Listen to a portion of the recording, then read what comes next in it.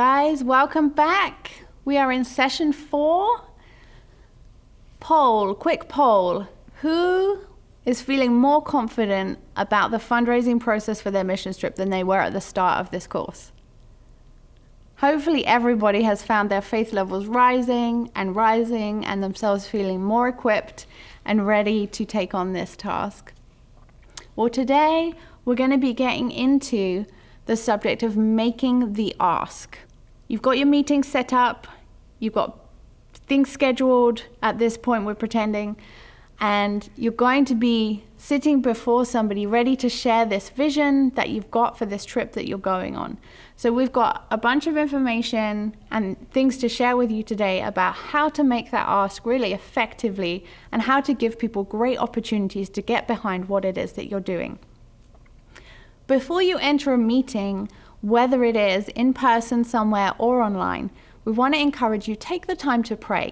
And we want to remind you, while in your mind you may be thinking, this is a meeting to share about my trip and to invite somebody to partner with me financially, in this meeting, you are an ambassador of Christ right now, and you are a minister of the gospel right now. And it may well be that on this day, the Lord is going to use you to minister to the person before you in any kind of way. So many times we've had meetings with people where we've shared a financial opportunity, but actually, even greater than that has been the fact that we have been part of ministering to somebody, and there's been fellowship and there's been kingdom work done on that day. And so take a few minutes to open your heart and allow the Lord to reveal to you any words of wisdom, any purposes that he has for you in that meeting so that you can be prepared for that. If your meeting is going to be an online one, a little housekeeping note for you is that you need to make sure you've prepared the space and time to give your full focus to that meeting so that you can be undistracted and you can be prepared, have your notepad ready, have your system ready, send your invitations out, your contacts know how they're going to reach you that day, all that kind of stuff. So when you meet up with your contact, wherever you're at, whether in person or via video, it's important to be conscious of their time. Yeah. Whatever you're looking to say and share, try to keep it under 30 minutes. Sometimes you meet with somebody and they just want to chat, catch up, and that is perfectly fine, but let them be the ones to initiate that. You try to keep what you want to share to under 30 minutes. And so after the pleasantries, you get together, you're talking. Again, we want to be concise, be direct, share with them where you're going, when you're going, and why you're going. Like, why do you feel called by God to the place that you want to go to? That's an important question. And be specific and cast vision. I feel it's very important to remember that people follow vision and money follows people. So cast vision. What are you going to do when you're there? And finally in this, make sure you really give them some opportunities to ask questions.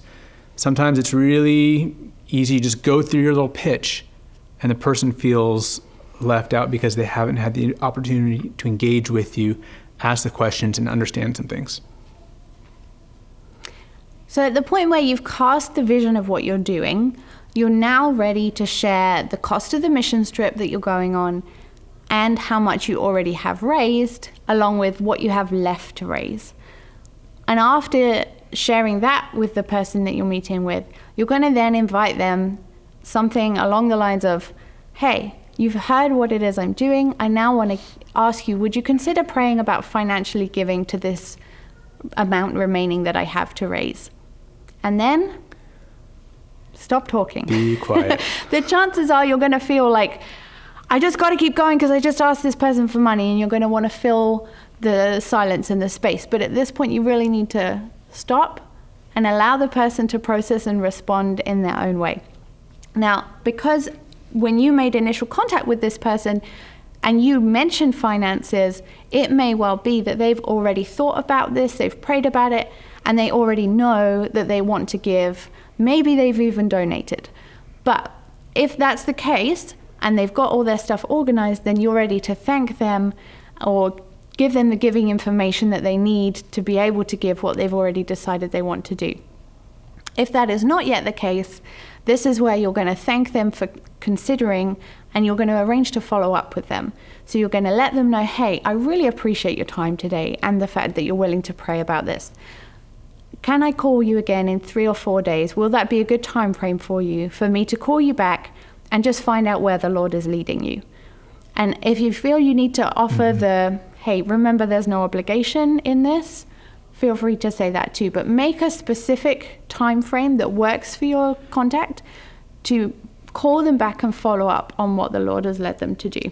And then get that on your calendar, schedule it on your calendar so that you don't forget. So, homework for this session. Role play your support meeting with one of your mission trip teammates, a family member, a friend, somebody who can work through it with you and say, hey, try this or try that. This is a really great opportunity to refine and hone your meeting skills before you actually go into the real meeting. And remember, it needs to be in less than 30 minutes, and you need to include a financial ask. That's a big one and sometimes uncomfortable, but you got to have that in there. Next session, we're going to be talking about follow-up and appreciation of your financial partners. So we'll see you next time.